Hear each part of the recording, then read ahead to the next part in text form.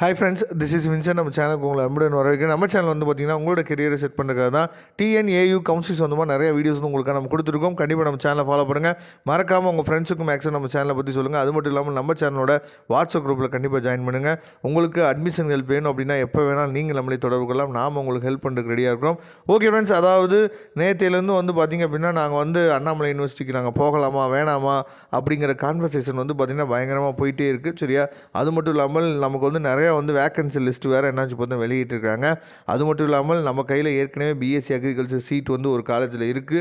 மற்ற எல்லா பேத்துக்குமே வந்து பார்த்திங்க அப்படின்னா மற்ற எல்லா கவுன்சிலிங்லையுமே ஒரு ஆளுக்கு ஒரு சீட் தான் கிடைக்கும். ஆனால் இந்த கவுன்சிலிங்கில் மட்டும் வந்து பார்த்திங்கன்னா இங்கே போ, அங்கே வா, இங்கே வா, அங்கே வான்னு சொல்லிட்டு எல்லா பேத்துக்குமே வந்து பார்த்திங்கன்னா ஒரு ஸ்டூடெண்ட்டுக்கு வந்து எப்படி இருந்தாலும் கிட்டத்தட்ட ஒரு 5-6 சீட் இருக்கும். நம்மளே அதாவது ஆக்சுவலாக வந்து நம்ம ஸ்டூடெண்ட்ஸுக்கு நம்ம டீச்சர்ஸ்லாம் என்ன சொல்லி வளர்ப்பாங்க அப்படின்னா, உனக்கு ஒரு எய்ம் வச்சுக்கோ, அந்த எய்மை வச்சுட்டு என்னாச்சு பார்த்தீங்கன்னா வாழ்க்கையில் முன்னேறுன்னு சொல்லுவாங்க. என் கையில் அக்ரிகல்ச்சர் நான் படிக்கணும்னு நினச்சா அக்ரிகல்ச்சர் சீட் இருக்குது. திடீர்னு எனக்கு ஃபோன் அதாவது மெயில் வருது. எதுக்கு வருது அப்படின்னா டிஎன்எஃப்ஜேயுக்கு வாங்க அப்படின்னு சொல்லி மெயில் வருது.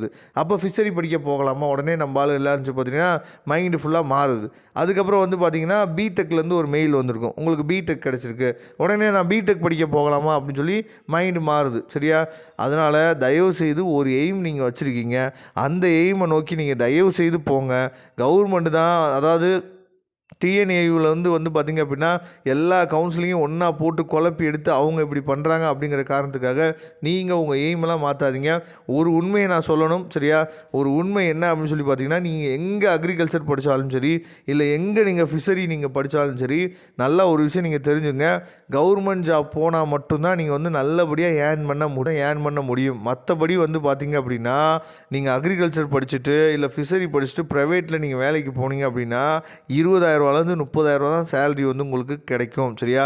அதனால் நீங்கள் பிஎஸ்சி அக்ரிகல்ச்சர் எங்கே படித்தாலும் சரி, நீங்கள் பண்ண வேண்டிய ஒரே ஒரு முக்கியமான விஷயம் என்னாச்சு பார்த்தீங்கன்னா, கவர்மெண்ட் ஜாபுக்கு நான் ரெடி ஆகணும். அது வந்து குரூப் 1 எக்ஸாமோ இல்லை யூபிஎஸ்சி எக்ஸாமோ ஏதோ ஒரு எக்ஸாம். சரியா?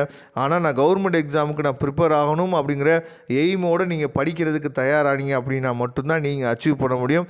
அதை தெளிவாக நீங்கள் புரிஞ்சுங்க. இந்த வார்த்தைகள்லாம் நீங்கள் 4 வருஷம் கழிச்சு என்னாச்சு பார்த்தீங்கன்னா நீங்கள் நினச்சி பார்ப்பீங்க. அதனால் தயவு செய்து அக்ரிகல்ச்சர் நீங்கள் படிச்சுட்டு நீங்கள் என்ன பண்ணுச்சு பார்த்தீங்கன்னா, நீங்கள் ஒரு கவர்மெண்ட் ஜாபுக்கு உட்காந்து ப்ரிப்பேர் பண்ணுங்கள். ப்ரைவேட் ஜாப்பை நீங்கள் நம்பி போனீங்க அப்படின்னா வாய்ப்புகள் வந்து ரொம்ப குறைவு தான். நீங்கள் சேலரி வந்து உங்களுக்கு குறைவாக தான் கிடைக்கும் அப்படிங்கிறத தெளிவாக நீங்கள் புரிஞ்சுக்குங்க.